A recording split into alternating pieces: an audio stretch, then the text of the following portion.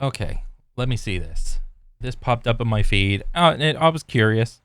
You know, baseball has a pitching problem. Let me see this. Today's major league pitchers are throwing faster than ever before. Batters are striking 97, 98, 99. out more than ever before. And injuries, well, they too are occurring more than ever before. Pitching wins championships. This old baseball quote was true some 100 years ago when it was first. That dude just lose his bat with fucking batting gloves on. Let me see that.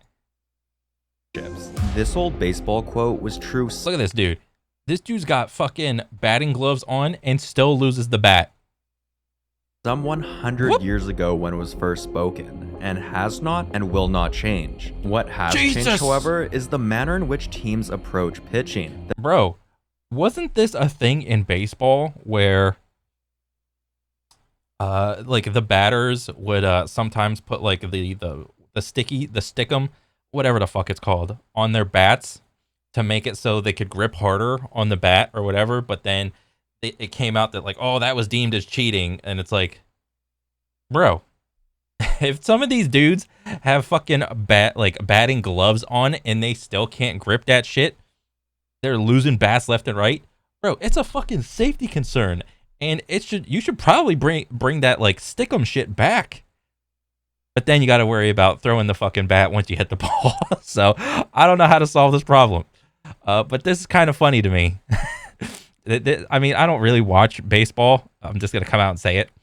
Like, I used to be a big fan of it back in like the home run days of like Mark McGwire, Sammy Sosa, and the boys, Jose Canseco.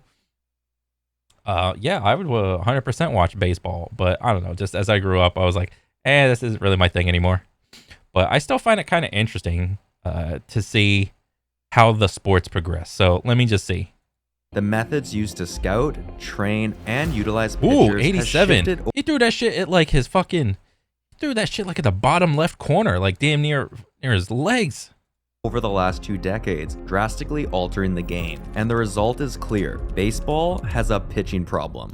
Well, among many other things, pitching is one of them. I would still say steroids and PEDs are still among the chief problem among, baseball. So, I mean, it's whatever.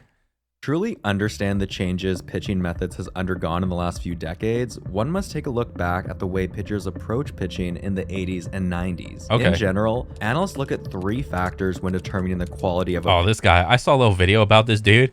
This is the dude that hit the bird. pitch. Velocity, movement, and accuracy. Velocity, of course, refers to the speed of the pitch. Movement refers to the way the ball moves after it's left the pitcher's hand. Bro, did you see that shit? That went like, whoop. That's like a little C. Like, wow. And accuracy refers not to whether the pitch was a ball or a strike, but instead to where the pitcher intended to throw the ball and where it was when it crossed the plate. Bro, show the clip of him hitting the dude hitting the bird. These 3 attributes are essential to a quality pitch, and the 3 held equal importance throughout the majority of baseball's history. Sure, there were still dominant flamethrowers who could reach triple figures, such as Randy Johnson, but there were also more guys similar to Greg Maddux who would trade velocity for spin rate, which led to increased movement. Even though his fastball averaged less than 86 miles per hour near the end of his career, his movement and accuracy was among the best in the game, making him one. Bro, anytime this dude throws a pitch, the ball starts one way and then goes another way. Everybody else is throwing a baseball straight, and this guy is over here bowling. He's hitting the other side of the fucking gutter and ended up on like the other side. This is crazy. One of the greatest pitchers of his era and leading him into a Hall of Fame career. Jesus! However, I would not want to go against this guy. This boy is the definition of spin. This is like the spin city, bro. He is the spin. At the turn of the century, there was a fundamental shift in pitching methodology. Today, modern scouts all seem to have one key quality in mind when evaluating pitchers: their pitch speed. When Fangraphs first began recording pitch speed data back in 2002, the league... Okay, so the scouts are looking for only pitch speed. Well, yes, they're looking at everything, but they place a high priority on pitch speed. Okay. average fastball was just 89 miles per hour. Of course, there were still guys lighting up the speedometer. Mets Ooh. closer Armando Benitez threw a 102 mile per hour pitch that season, but as a whole, the average fastball speed was less than 90 miles per hour. With each passing season though, that average slowly began to increase. The average fastball reached 90.1 miles per hour in 2004, 91.2 in 2009, 92.1 in 2015, and 93.1 in 2020. Bro, is going up by about a single mile per hour every 5 years? Motherfuckers are simply just throwing the ball faster and harder. Oh man, I wonder why that is. Do you think it's because of training and science and food, training techniques, and or is it because could it be PEDs? I don't know. Now, in 2023, the average fastball speed was 93.8 miles per hour, almost 4 miles per hour faster than it was 20 years prior. Bro, I want to fucking fast forward to the year where everyone's throwing an average fastball of 100. Give me that. I want to see that. I mean, yeah, I know that it's pretty much happening like right now, but like, I want to see where 100 is the average, not the peak. Bro, if I'm a batter, I am fucking losing my shit. Increased velocity is not only apparent in fastballs. He broke his ankles. I thought that was a basketball thing. This dude almost broke his ankles throwing the ball. And the catcher's like, huh? But all pitches across the board. The average... What the fuck? He just fell. What is this? Bro, I thought soccer players were bad in faking their injuries. I had no idea that these motherfuckers just faint when they are hit by the sound wave of the fucking baseball just going past them. Increased velocity. Just watch this. Let me see. Playback speed. Let me see, like a point. Let me see. Is not only apparent in broken fastballs. Oh my god. But all pitches. Okay, let me see this one. Across. Oh, wait. Here we go. Playback speed. Half. The board. Boom. Oh, kneel before Zod. The average slider speed was clocked in at 80.4 miles per hour in 2002. He lost his bat. Aren't you guys supposed to be like professionals? That grew to 84.5 miles per hour. Bro, that's a fucking safety issue if I ever seen one. Like, Jesus. Like, come on.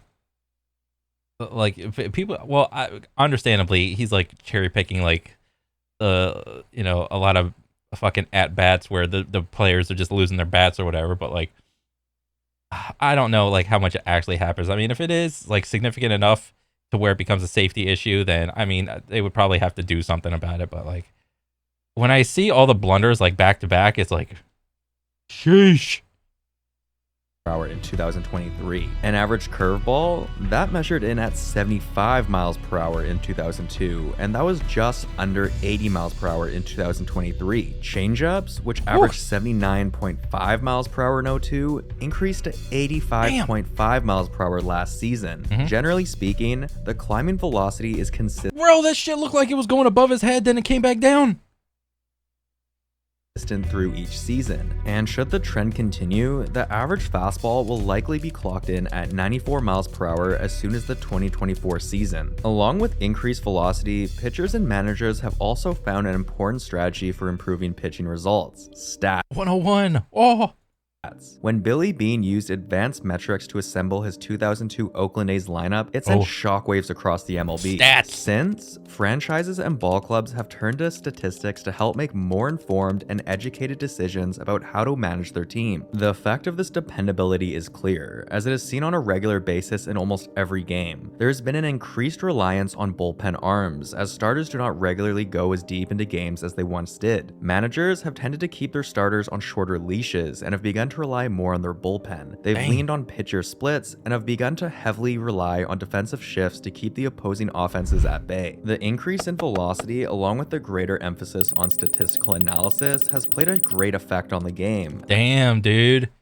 All this technology, you know, we can track every pitch you ever pitch so that you can pitch better. Dang. It's like, yeah, you just throw harder, dude. Oh, okay. As strikeouts are currently occurring at a historically high rate. Historically high rate. Holy shit. Like, for all the things that they're doing for, like, their pitchers, like, what are there, like, batting things, like are their batting strategies, like, becoming just as, I mean, seemingly no. I was going to say just as, like, complex and statistically, like, backed, because I don't know, trying to react to like a fucking 100-mile-an-hour ball coming at you, that's crazy, dude. That's hard. Since the turn of the 21st century, there has been a consistent rise in strikeouts, and thus a decline in hit. Understandably, hitters have struggled to maintain competitiveness against such high velocity. This trend reached its breaking point in 2018 when, for the first time in 115 years of the history in MLB, there were more strikeouts than hits across the league. Holy shit, that's hilarious.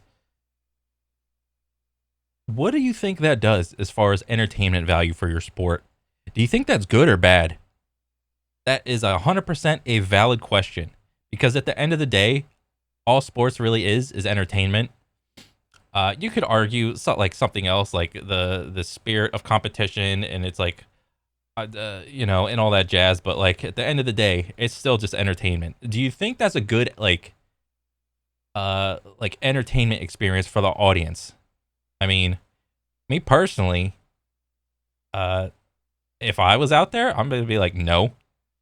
But that's just me. I could have a minority opinion. Like the people that watch baseball, if they have a favorite team, a favorite pitcher, they're probably rooting for their pitcher to strike every one of these motherfuckers out, which is understandable.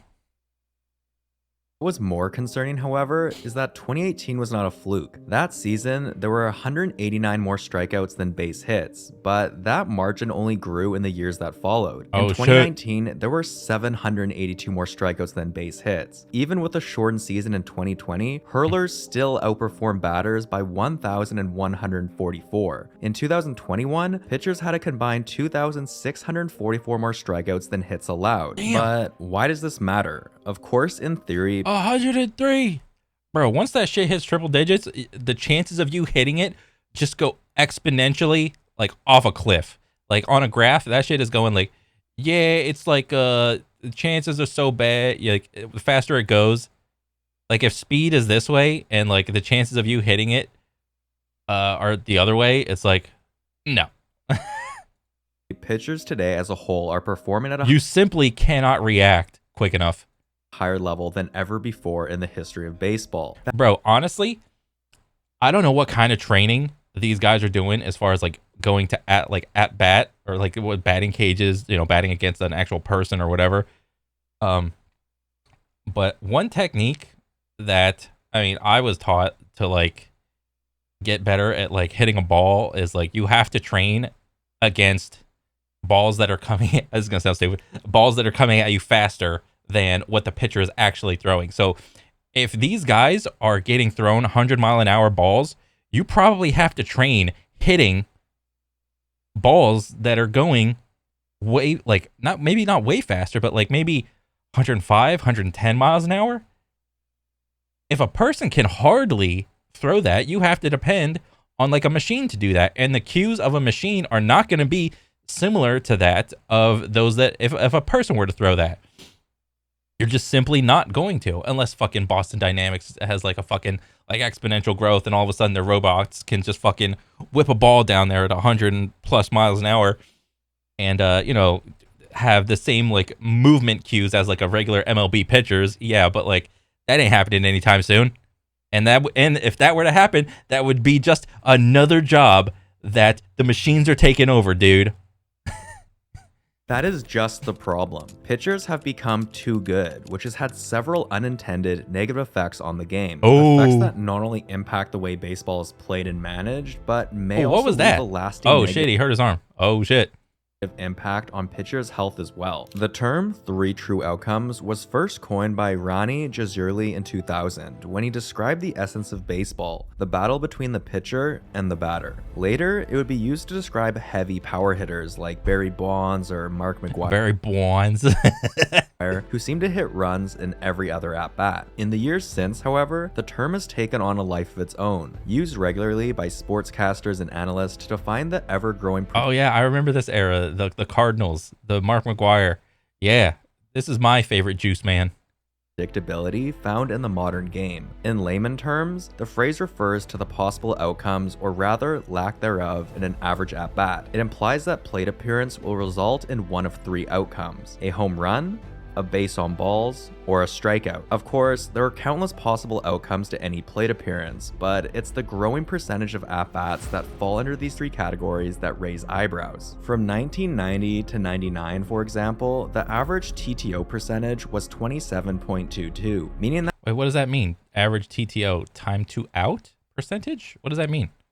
roughly 27% of at-bats result in either a walk, a home run, or a strikeout. In fact, in the history of Major League, the highest TTO percentage in a single season was less than 29%. That is, until the 21st century. Since then, there's been a consistent rise in strikeouts. TTO percentage broke 30% in 2012 and jumped to 32.3 just 2 years later. The stat would hit its highest mark in He got the fucking samurai helmet on. 2020, when more than 36% of at-bats ended in a walk, strikeout, or home run. Walk, strikeout, or so walk, strikeout, or a home run. It's like, okay, it's too polarizing. There's less hits. Okay. And the reason they have to lump this stat together is because like people are just simply not hitting the ball and like getting onto like a first or second or third or whatever. It's either you hit the ball out of the park because the ball's coming at you at such a fucking like fast speed that you have to like just like rip that shit out of there. You either whiff it and like just try to hit it, resulting in a strikeout, or you try to game it a little bit and it's just like walk, walk, walk. There's no like in between. It's like so polarizing in what happens. Okay, I get it. Run. In each of the last 5 seasons, the TTO percentage has averaged 34.84%. Oh my god, it's even more polarizing. That in today's game, more than a third of plate appearances end in one of these three results. What is The fucking samurai helmet is so fucking funny. Oh my god. this all mean though, and why should this be a cry for concern? It means that the game is growing increasingly predictable and growing less surprising, which, in many fans' opinions, translates to less entertaining games. Yeah. Now, So, as far as the players are concerned, it's a stats game. The players, this is fine for players because it's just a stats game. It has a high level of competitive integrity. You know, you either train the correct way on how to hit the ball or train the correct way and pitch it. You know, there's a lot of consistency in the games. However, consistency is good for players and shitty for the audience. Randomness is fantastic for the audience experience and super shitty for the player experience. Now, the biggest concern for pitchers in regard to velocity, however, is its correlation to player injuries. In a 2013 New York Times interview with Dr. Glenn Fleissig, a recognized leader in baseball pitching biomechanics, he shared his thoughts on the constant rise of velocity and said this: "When you ask about performance and velocity, I end up talking about medicine and injury. You can't strengthen tendons or ligaments per se, certainly not as much as the muscles. The muscles overwhelm them. Velocity itself is a risk factor for injury. What Fleisig warns of is the ever-increasing pressure and tension pitchers place on their elbows regularly. As one can imagine, throwing 95+ mph pitches every day only increases the pressure put on these ligaments, which can lead to immediate and long-term damage. To put it simply, the human body is not built to throw something 90 mph, and when it does, it suffers. This is why there is a direct relationship to average pitch speed and the number of pitching injuries. Gabe Lax, in his USA Today article, Velocity at What Cost, points out that out of the top velocity at all costs. If you're the owner of a baseball team or whatever, or you're the manager, so on and so forth, that's a risk that you're willing to take as a manager. Velocity at every cost. Because what does velocity get you? Velocity gets you trophies. 64 fastest pitchers in 2023, nearly half of them have undergone Tommy John surgery. This is not only an MLB problem, it is a sport-wide epidemic. As teams and trainers continually emphasize the importance of velocity, there's an increase in players requiring reconstructive surgery, and not only at the major league level, but in the minors, collegiate, and even in high school levels. As a result of such dominant pitching, the MLB has taken steps to try and address this issue by implementing new rules to promote offense across the league. Along with baseball's natural... Bro, there was this one show that I saw back in the day, and I think it was called Sport Science. And what the show essentially did is it took like different aspects of different sports, and it tried to, what was it? It tried to like put it in perspective for like a regular person. So on one of the episodes, they wanted to see which person could throw a ball like harder, and I think they had like a college level like male baseball player and a college level female softball player, and they just had them come in, use their game specific equipment, and what they did was essentially both the pitchers had to throw their ball at a fucking like some machine, and it had like a little target on it, and it was like clear plastic. And so I think the first dude went up and he threw it like a standard pitch, you know, like arm over the shoulder, like, and just whipped that shit, and they got an average and of like how fast the like, what was it, like pounds per like square inch or some shit like that. And then the woman came up and she pitched her ball. But if you watch like softball, how they pitch is like they do this shit and they go like one, or I forgot how they fucking do it. They go like 1, 2, like 2 rotations with their arm, and when the ball releases, it's like down at like their hip or knee. That's where they release the ball. And I don't know what exactly happened, but this woman broke the machine. She broke the panel on the machine. And I forgot if it was like she threw the ball at like a different angle or something, or what they concluded it was. But yeah. So I don't know how many injuries like top level female like softball pitchers undergo like surgery and whatnot, probably for like their shoulder, if anything. But I mean, if a lot of this shit is happening for like men at their like elbow and whatnot, then I mean, shit, how you gonna change baseball? I just don't know. Like, if it's such a safety issue, would people still watch baseball if they transition their pitching style to like a softball style? Like, keep the same size of the ball, but just simply, I don't know, do the like the softball version or whatever. I mean, I don't know. This is a really good question. Probably someone else would probably need to answer this more than me. Resolution, the league offices have also taken steps to address the concern. They've widened the base bags, hoping to promote more steals and increase opportunity for small play ball. They've implemented a 3-batter minimum rule for pitchers coming into the game, as well as put limitation on defensive shifting, attempting to negate some of the statistical advantages. What is defensive? What is all that shit he just said?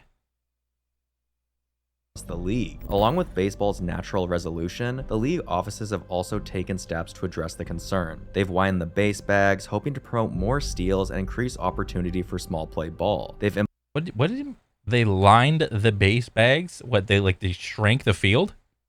Implemented a 3-batter minimum rule for the 3-batter minimum. It's like you have to get like 3 like strike out 3 people in order for your team to like swap into like offense or defense, right? Pitchers coming into the game, as well as put limitation on defensive shifting, What the heck is defensive shifting? I have no idea what that rule is. attempting to negate some of the statistical advantages defenses have previously taken advantage of. However, one of the biggest rule Oh, I don't know how he's swinging, but you know, if the, I guess the if the like the fucking tip of the bat is like on your stomach, since like, I mean, I don't know. changes has also been one of the most controversial, particularly in the eyes of the pitchers. This rule, of course, is the infamous pitch clock rule. In hope of limiting the growing length of games while also increasing viewership, the MLB implemented a new pitch clock rule in 2023, and to many fans' surprise, it worked. In 2000, Oh, the pitch clock. Wasn't this like a thing where it's like you only have X amount of time? It's kind of like what do you call it? In basketball, it's like once you reach the half court mark, you have only X amount of time before you have to take a shot, or your team has to take a shot, or something like that. 2023, the average game dropped down to roughly 2 hours and 40 minutes, down more than 20 minutes from its average length a year prior. The decrease in length promoted viewership as well, as in-person viewership increased Oh my god, this was in the pandemic era. Look at all these people, dude. they're not even people, they're just cutouts. 5% across the league, and telecast viewership grew from 187,000 in 2022 to 304,000 last season. However, a premier flaw in this new concept is the decrease in recovery time between pitches. Putting pitchers on a shot clock restricts their time to recover between throws, further elevating the... So the pitch clock is a good thing for the audience because it's more action in a more compact time. But it's shitty for the pitchers because they have less time to recover, and essentially becomes a safety issue. I mean, I don't know what else to say.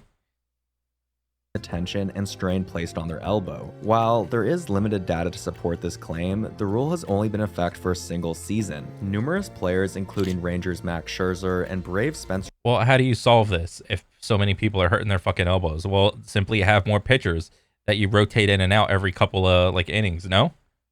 Strider have voiced concern about the pitch clock's effect on not only the number of injuries, but the severity of them. And this notion may be consistent with last season's statistics. While the number of injuries were on trend with that of the last 5 years, the length of time players spent on the injury list increased. Of course, the sample size is too small to tell anything definitive, but without a doubt, players are... yeah. The 21 seconds, 13. Yeah, I see it now. Weary of its potential effects. One cannot fault the pitchers for performing well, as the improvements to their performance is among the peak athletic feats in modern sports. So, should the league address this issue? Baseball has a funny way of naturally working out its issues, and to some extent, it has already begun to do so in this instance. While strikeouts still outweighed the number of hits the last 2 seasons, the margin between the two stats has decreased, falling from 2,644 more strikeouts than hits in 2021 to 1,139 in 2022, and just 994 more last season. This would imply that, at least to some extent, hitters are beginning to catch up with those on the mound. More importantly, it seems the flamethrowers of the world are finally beginning to reach the limits of their capability. Remember what Dr. Fleissig... Oh shit, okay, so the batters are simply, I don't know, training the correct way to hit these fucking 100+ mile-an-hour balls? Said about ligaments, about how they can't be built up like muscles can? Well, he's right. Fleissig, like most medical sports professionals, seem to believe that modern pitchers have already reached the limit of what the human body can perform. Sure, there will always be the DeGroms and Chapmans of the world that seem to have the extra 2 miles per hour that other pitchers can't seem to reach. But as a whole, Fleissig argues that the average fastball will not increase much further in speed because the human body is simply incapable of doing so. While pitchers still maintain the upper edge against batters, perhaps the tide is again starting to shift. In the meantime, however, fans should just take the opportunity to appreciate what they are seeing. Rarely in the history of the League of Baseball have fans been so fortunate to watch so many dominant pitchers take the mound on a regular basis. With veterans like DeGrom, Verlander, Scherzer, Kershaw, and Cole dominating lineups, along with young talent like Ohtani, Strider, and Manoah making strong impressions, it's hard not to enjoy the talent taking the mound every night. Sure, the scales will balance out eventually eventually, but in the meantime, let's enjoy the heat while we can. Yeah. Dang, dude. I had no idea that baseball had this issue Oh, one was first. at all.